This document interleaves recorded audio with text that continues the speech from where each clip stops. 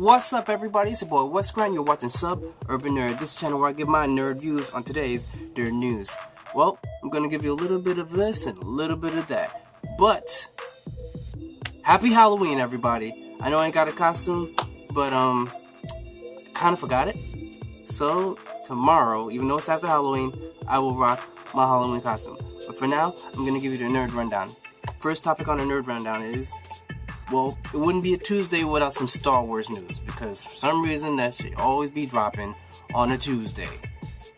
Dropping Star Wars on a Tuesday. I don't know what to think about today, but I'm gonna tell you right now. Star Wars, they have an inside source that says that Ron Howard pretty much reshot all of the new Han Solo movie, Solo, a Star Wars story. And they also say that he's pretty much doing it for twice the budget, and he's reshot 80% or more of the movie, and that's after taking over for Lord and Miller. Like, pretty much, they said Lord and Miller's version of the Star Wars or the Han Solo movie was a little bit too much comedy. It was more like Ace Ventura is what they say. I don't know how much that is, but they said it's like Ace Ventura, and that is not the route that a Star Wars movie goes down. You're going to have humor, but Ace Ventura is a little bit too wacky. But they're saying that he's going to take over 3.5 weeks for principal photography and another 5 weeks of reshoots, which is understandable because all movies, they do reshoots. But the main thing is, how much did Ron Howard really do? If he pretty much redid everything, right? And they said 80% or more, which is pretty much all of it. Of course, it's going to double the budget because you're redoing the movie again. So it wouldn't be just a little bit extra of what you initially planned.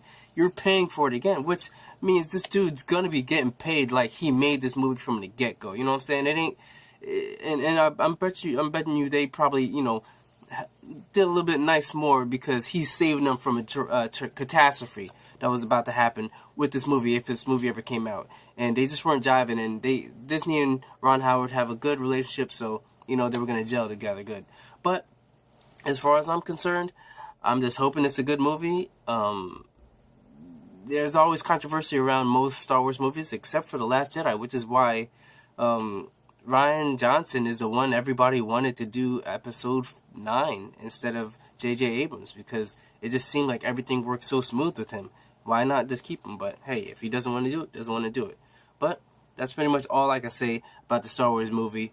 But I'm still, like I said, I'm looking forward to the Han Solo movie. And I know this isn't a Star Wars movie, but it's all spaced out with the whole Bob Ross, and we all miss him.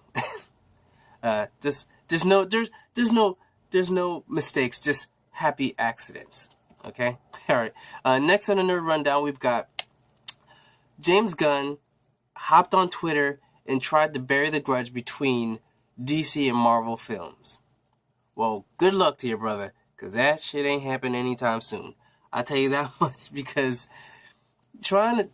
it's just human nature to have disagreements, but there is a big thing about online. It's like these fanboys. You got these people that love DC no matter what they pump out, no matter how much crap, they just love it. And then anybody that doesn't love it, they think is haters. And then Marvel thinks the same thing. Everything Marvel does is amazing.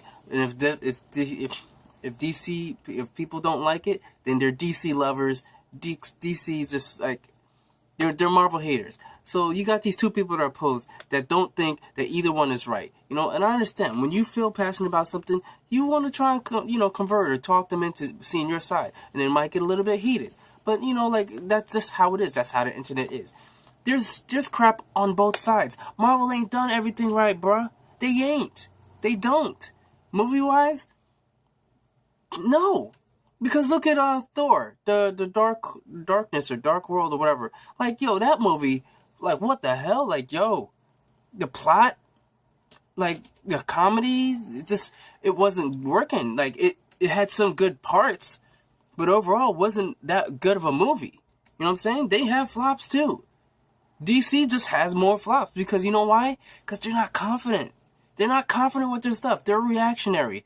They don't, like Marvel, they have their slate, and regardless of the way it is, regardless of what happens, we're moving on to the next step. We're going to continue this franchise. Like, look, the movie that everyone's ranting about right now is a Thor movie. It's Thor Ragnarok. They're saying it like, who was it? Joss Whedon, who's working for DC now and making their version of Avengers with the Justice League. He says the Ragnarok movie is a modern masterpiece. A modern masterpiece. And that's coming after a crappy movie.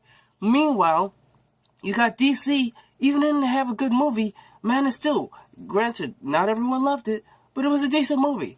Move on to Man of Steel 2. No. They go Batman vs. Superman. Why? Because they want to try and grab people and start making their universe. And they don't just stop at Batman vs. Superman. Batman vs. Superman, Dawn of Justice, where they bring in Wonder Woman. And then they show you a little bit of Aquaman. And then show you a little bit of Cyborg. Show you a little bit of Flash. Show you a little bit of, like, you know what I'm saying? Like, you're trying to fuse way too much stuff into this story that is very small but very intimate between Batman and Superman, friends that had to fight because of differences, not some strangers that Lex Luthor tricked into fighting when they're both smart. One's a best detective in the world, the other's a reporter. You would have figured someone would have figured this out, but no.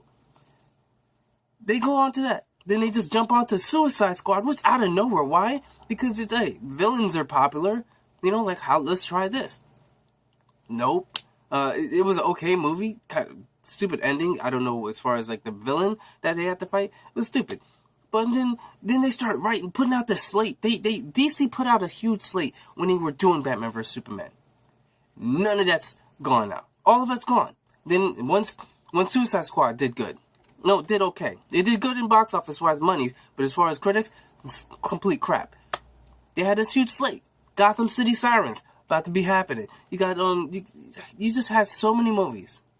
All of it, and then now the one thing they had down, like they had Flashpoint, and I thought that was like because once again they're trying to fuse everything. They had Wonder Woman, they had Cyborg, but the Flashpoint story does include all the Justice League, just in a really messed up world and scenario. But that's putting on hold from what I'm hearing until it does good. So we'll see how that's going. But you're not gonna stop this feud. Like I know I seem like a DC hater, but I don't. I love me some Wonder Woman. I tell you that much. Wonder Woman is one of the best comic book films I've ever seen. Not just comic book films for DC, comic book films in general. And it's a woman, so I ain't even sexist. So, DC, they definitely need to get the crap together. But no one's right, no one's wrong. Just like say for instance, I give you as far as animated, DC kills it with their animated movies. You got the Justice League War. You've got the Batman and Robin, Batman versus Robin. You got the Batman Bad Blood. That wasn't that good. But you had Teen Titans versus Justice League. All those animated movies, they're good. You had the Dark Justice League. Those are good. Meanwhile, Marvel animated not so good, but they have some things here and there, some series. Marvel Avengers Assemble, pretty good, but all in all, DC just does really good with their animated films. So like you can love both. You can love both. But moving on to that, you got Jamie Alexander, Xander, basically Sith, or her as Sif from the Thor franchise, and she explains why she wasn't able to be in the new Thor movie, Thor Ragnarok, and that is because of scheduling difficulties or scheduling differences with the show that she does, Blind Spot, and she couldn't work into her schedule to be on it, which I'm sorry, like you find some way, but I guess if they would have had her in it, it would have been a bigger part, so she wouldn't have been able to, they wouldn't just had her as a small cameo. So I guess that's why she didn't even bother.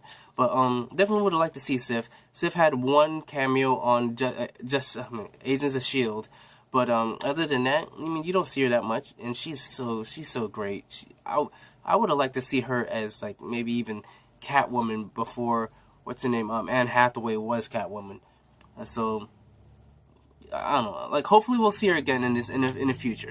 But that's why she wasn't in there. Next we got IMAX CEO Rich, was it Gelford? Yeah, he explains that he was very disappointed in an Inhumans release on IMAX. And brother, you ain't alone.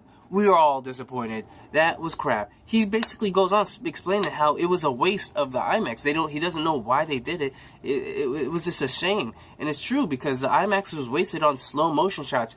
IMAX was wasted on just looking at down water with the street and people running. Like, no, bro, you need to showcase. That's what those things called again? The cinematics. Like, that's what the cinematics are for. You're supposed to showcase with the IMAX all of this. Cinematographers, that's what they're for, to showcase all of this.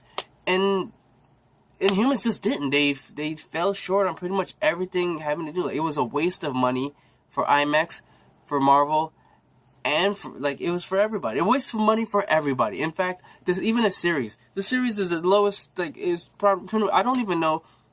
It might be worse than Iron Fist. It might be worse, but hey, we'll see about that. Next, we've got, these are about games. The next two news about games. Star Wars Battlefront trailer number 2. I'll probably put it in the description down below. And it's really good. It's awesome. Like, all these Battlefront 2 trailers are just so epic. So epic. Makes you want to makes you wish it was a movie, because it just looks so good. Next, we've got the God of War gameplay trailer. And of course, we already saw a little bit of gameplay with the trailer from E3 and all that in Tokyo Game Show. But you just can't get enough.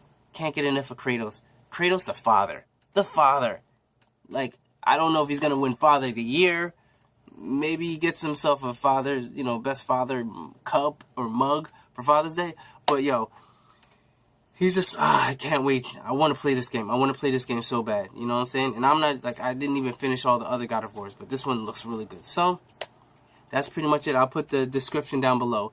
So, that's it for today's Nerd News. Remember to subscribe. Check out yesterday's Nerd News. And remember to check out the playlist. So, remember, I'm Wes Grant. You've been watching Sub Urban Nerd, and you've just been nerdified. Catch you tomorrow.